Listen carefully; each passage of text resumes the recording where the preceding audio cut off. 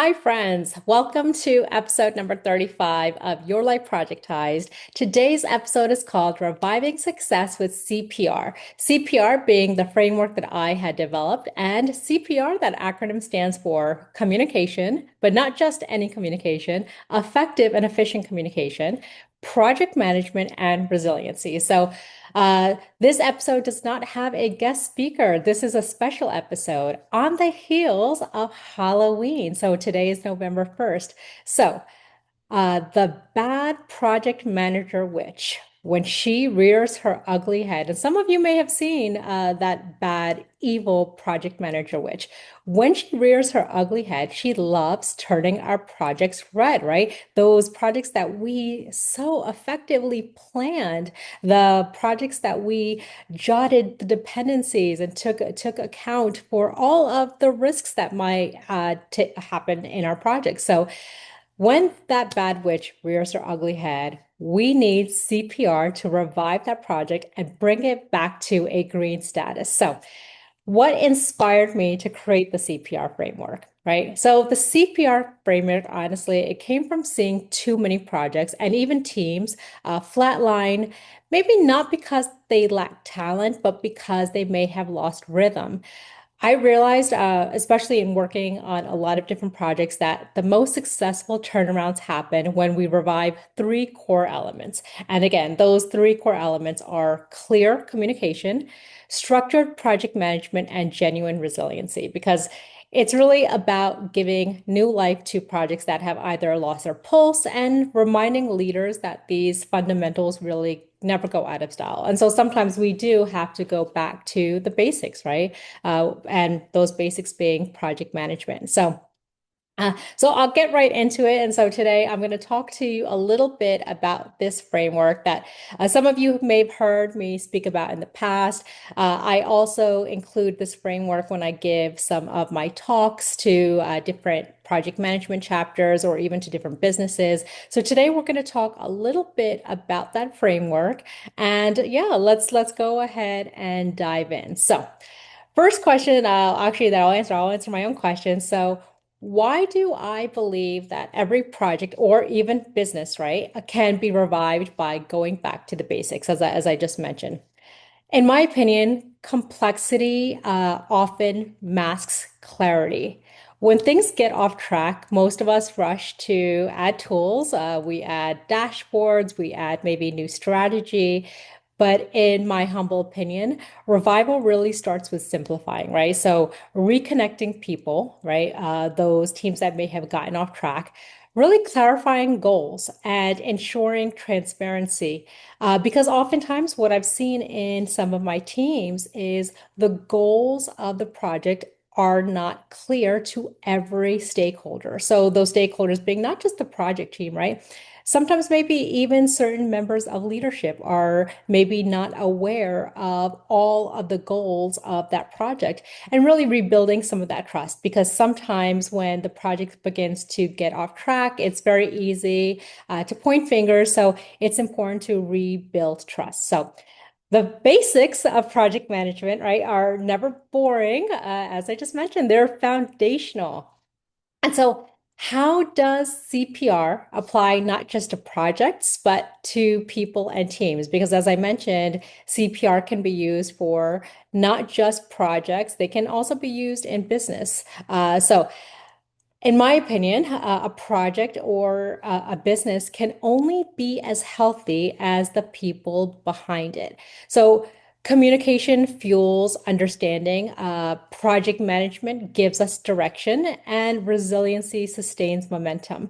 When leaders apply CPR to their people, meaning listening, structuring, and supporting, they don't just fix projects, but they heal teams. Uh, in my most recent experience with a team that I'm working with, I've seen this come to fruition with a very strong leadership team. Our leadership team gives support not just to others in their department, but they give support to the project managers that are working within the organization. They also give support to all of the different stakeholders, including the vendor teams. And it is so beautiful, especially having worked in different companies and on different teams and within different leadership units, it is beautiful to see that support from leadership and really recognizing that they truly are listening. So I'll give you just a recent example on one of my projects that I'm working on currently. It's a big project and I won't go into the details, but I noticed that I was really going over my hours. So, right, so let's say the standard hours that as well, the standard hours are typically 40 hours a week. I noticed that I was consistently going over that 40 hours. It was very easy to go over that 40 hours. And I recognized that I was in need of a project coordinator or just an additional resource that can maybe help me with some of the project tasks that I was spending maybe a little bit too much time on. So, leadership listened, and very soon after, I was assigned a project coordinator to help me with the overflow of tasks that I had in my bucket, if you will. And so that showed me that leadership was not only were they listening to the concerns that I had emphasized, but they were supporting me. And that is so incredibly important. So that said, let's get into the framework, right? So starting with C, right, being communication. And that is the first letter of my CPR framework.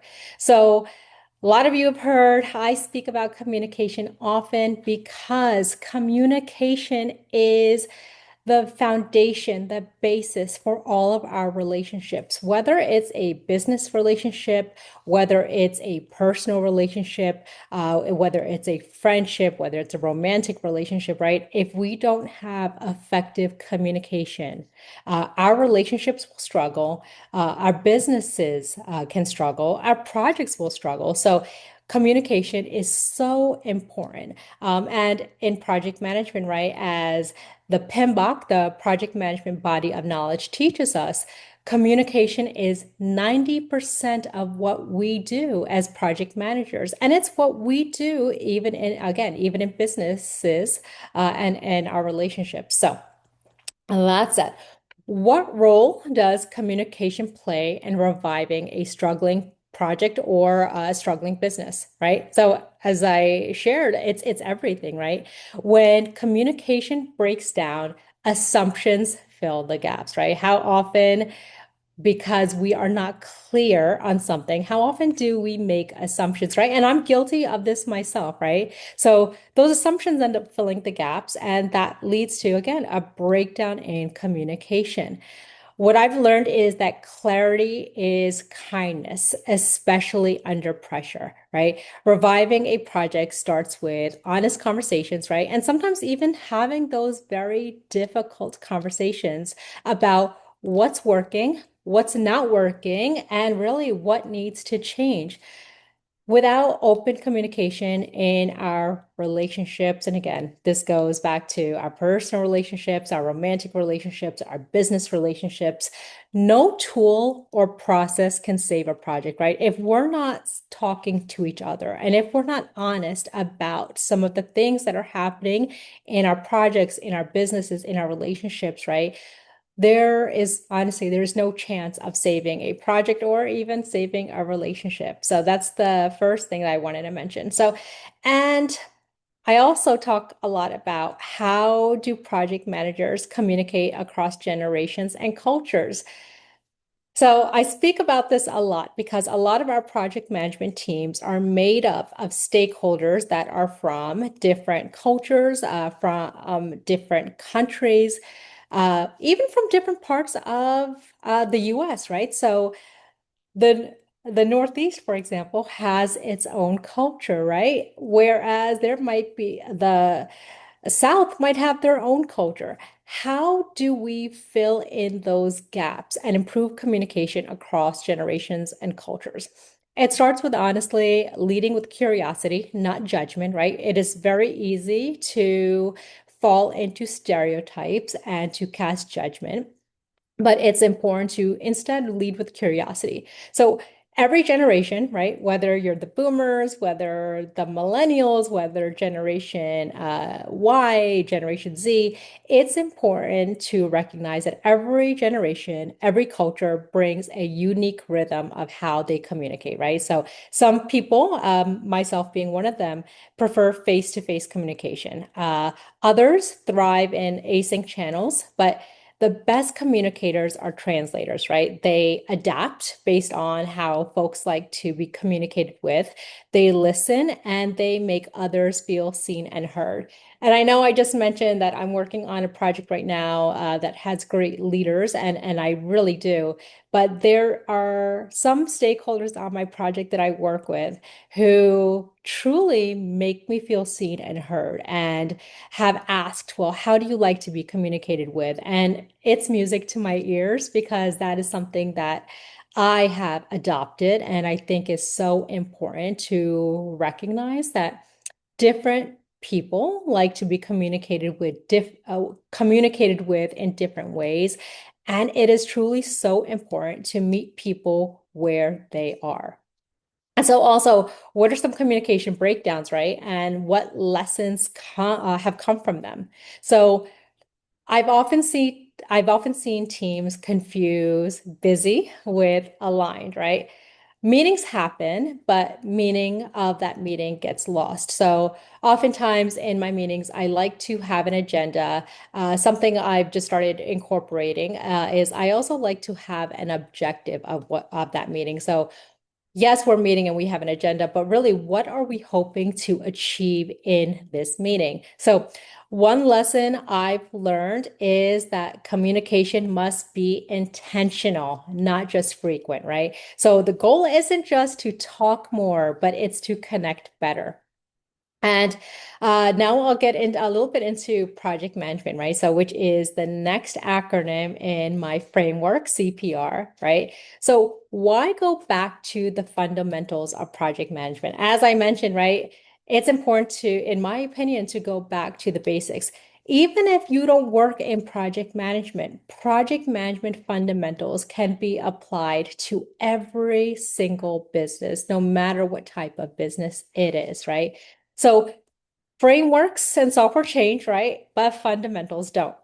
Scope, schedule, budget, quality, communication. Honestly, those things are timeless. So, right, when a project wobbles, the answer oftentimes lies in revisiting the basics and realigning expectations, right? So, does your project have a charter?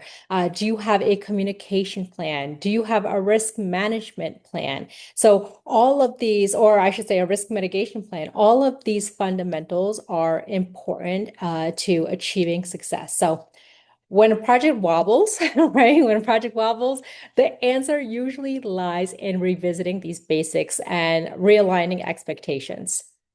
So, how can structure actually free creativity rather than restrict it? I know for me and for some of my colleagues, creativity is imperative. I know it's incredibly important for me to be able to be creative.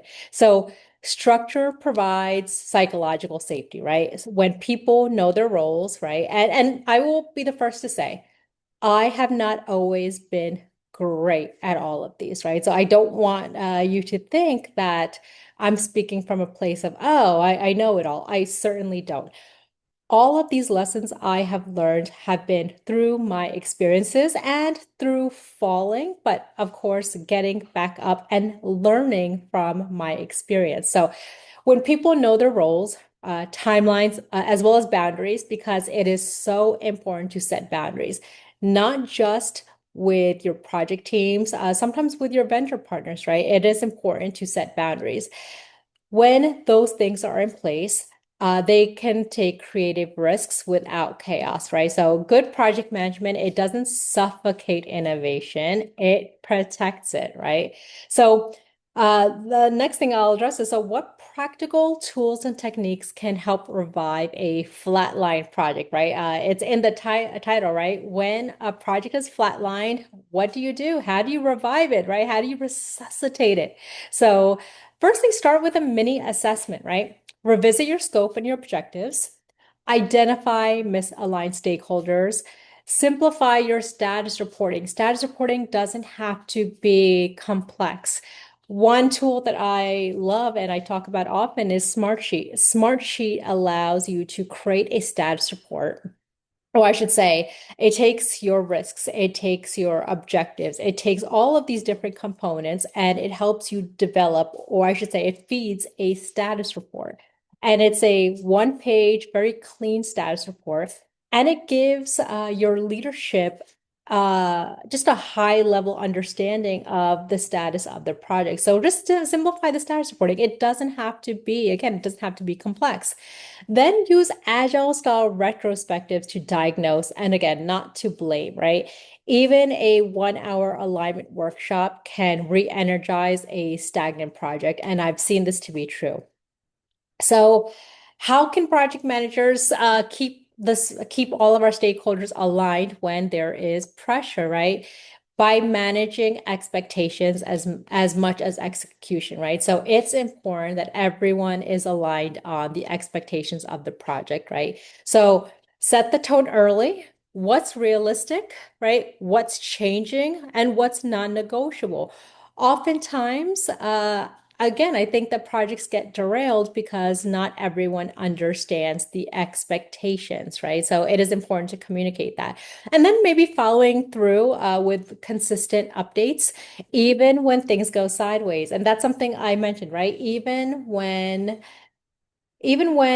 we have an update that isn't ideal, right? It's important to be very transparent, right? Sometimes, again, we will have very difficult conversations, but it is important to be realistic and really set expectations and communicate what those expectations are. Then following through with consistent updates, even when things go sideways, as I just shared. And I will also reiterate, silence can erode confidence, right?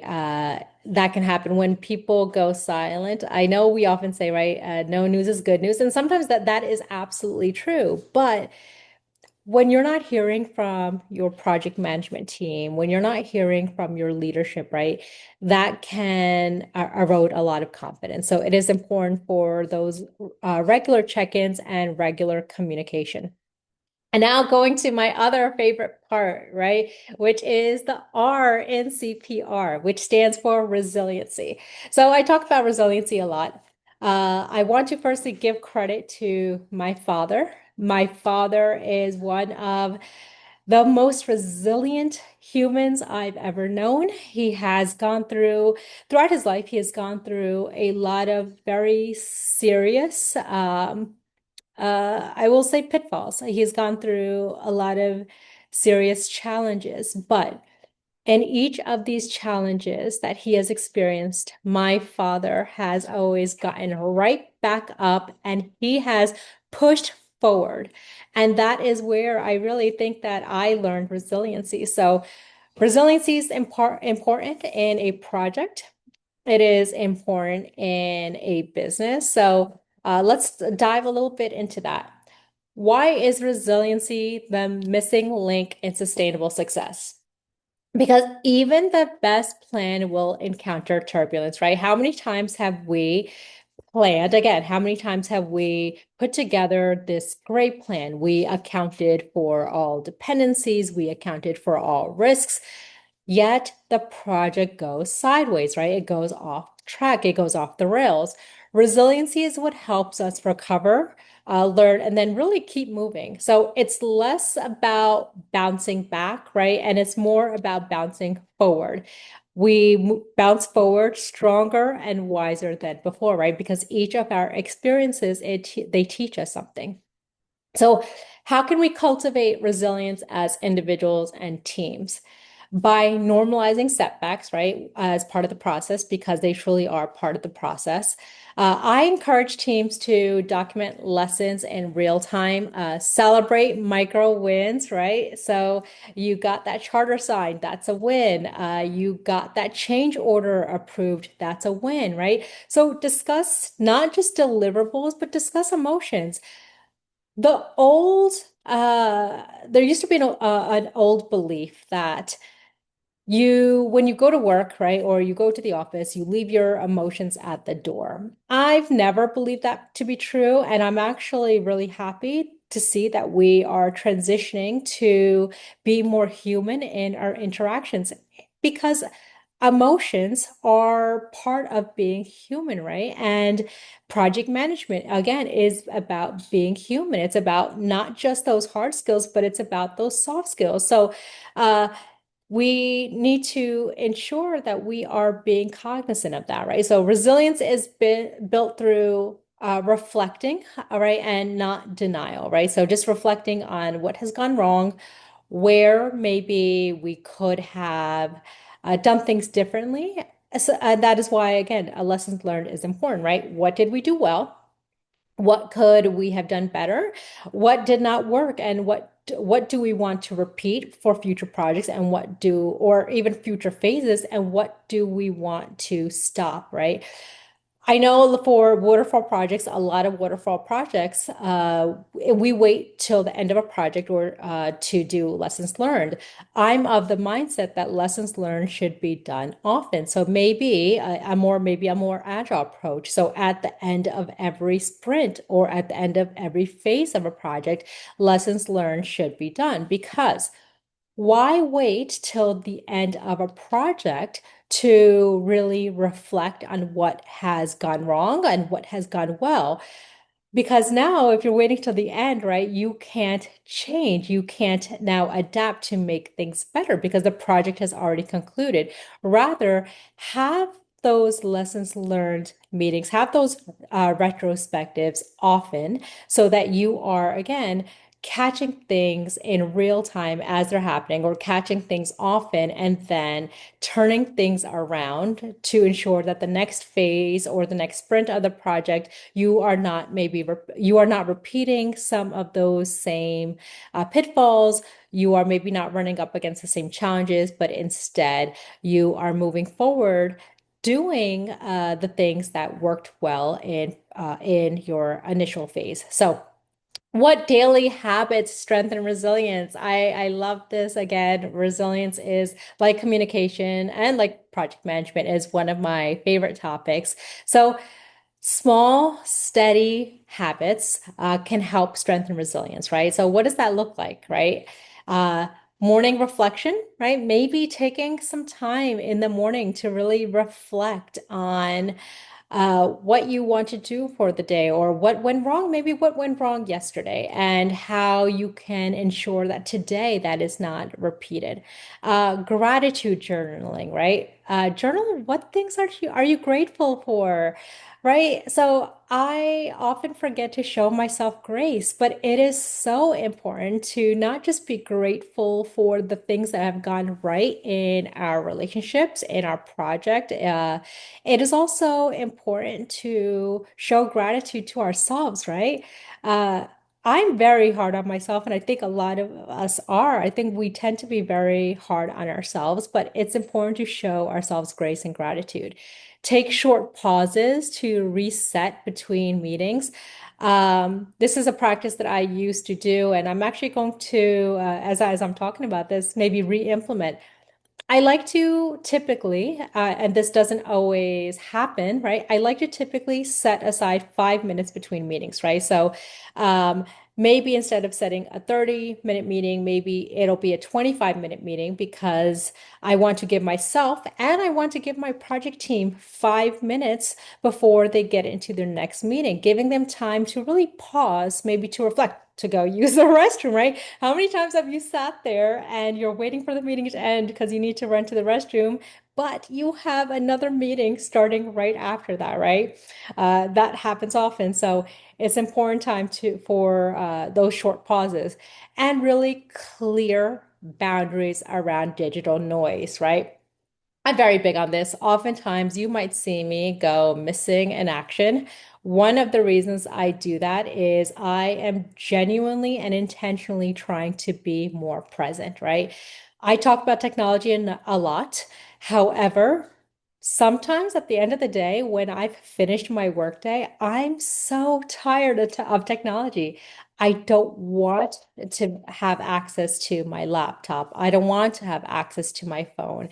I don't want to check social media. Sometimes I just want to relish in the quiet, right? In the peace and the silence. So I think that is also sometimes important to set boundaries, right? There was a time where we all weren't so accessible. I think it's important for us to, again, technology is going to be part of our lives from now until forever. So technology is going to be part of our lives, but I think it is important to also sometimes go back to the basics of, just being present. Maybe taking some paper, again, journaling. So the best leaders that I know, they don't push endlessly, right? They pace intentionally, right? So the best leaders I know recognize that it is important to, again, to pause, to reflect, and again, to be intentional. Intentional. So, closing thoughts, right? Just a little reflection. So, if someone feels their project or their career is losing momentum, right? Because that can happen too. What's the first CPR step? Again, right? Start with C, right? Communicate, right? Reach out, talk to your team, talk to your mentor, talk to your client, right? Again, communication is so important because silence isolates, right? And communication reconnects. Once you see that full picture, right? Apply structure, right? And the structure being the P, right? Project management. Go back to the basics, right? And R, rebuild your mindset, right? With resiliency, right? So, again, just in closing, I hope you can adopt CPR, right? I hope your organization adopts CPR to build healthier culture, right? Embed it in your DNA, right?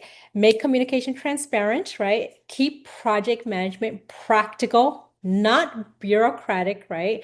And recognize and reward resilience, not just results, right? So organizations that breathe with their people, they never lose heartbeat. And that is why the CPR framework, in my humble opinion, is so important. So I hope that you gained a lot from this special podcast episode. And again, don't let that evil project manager witch turn your project red. But if she manages to somehow cast her spell and do that, always know that you can always get back to green with CPR. Thank you, everyone, for this. And I just wanted to shout out my special PMP pin because it is this pin, the PMP, that really helped me develop this framework and recognize the importance of all three of these things. Again, C, communication, effective communication, P, project management, and R, resiliency. Thank you, everyone. And I hope that this episode helps you bring you clarity and it helps revive your projects that may have fallen off track. Thank you.